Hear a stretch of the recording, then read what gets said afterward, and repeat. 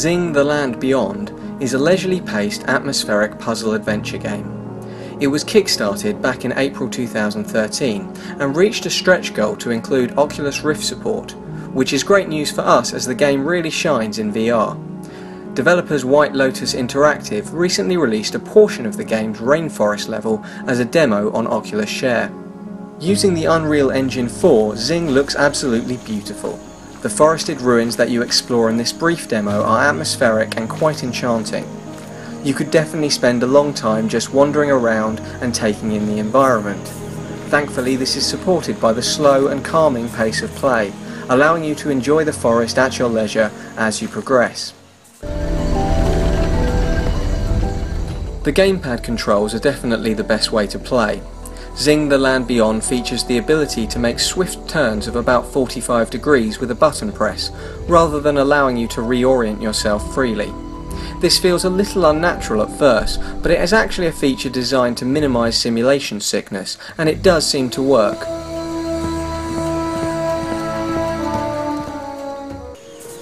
The game employs an aesthetic of exploration without giving you much actual freedom to explore.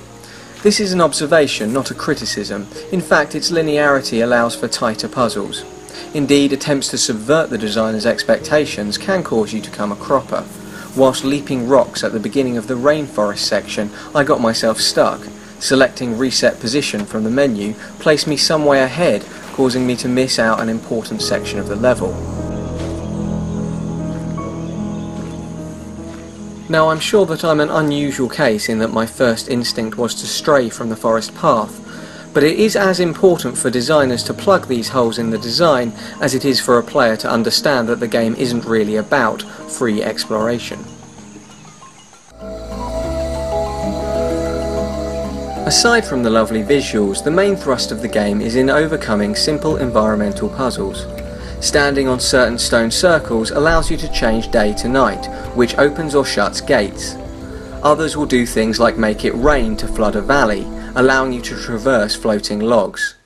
It's nothing we haven't seen many times before from the likes of Zelda. Here a water puzzle, there a block moving puzzle, burn down these vines. While not novel, it is still enjoyable and inherently satisfying on the same almost pre-conscious level as in a Zelda title. Nothing in the demo is intellectually taxing. You kind of intuitively know what to do for each puzzle just by looking at the surprisingly passable environment.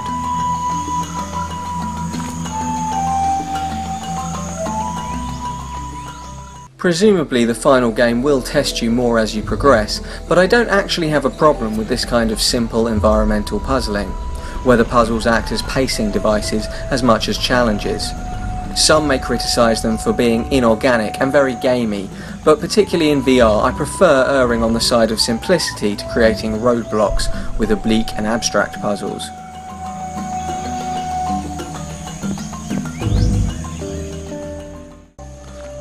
Whilst it's not totally clear from this short demo what the story behind Xing the Land Beyond is, there is some narrative delivered by brief poetic quotes attached to statues that you'll come across. This is a minimalist approach to story, but it works well to pique your interest and curiosity, providing just enough reward for successful traversal and puzzle solving to motivate you to continue.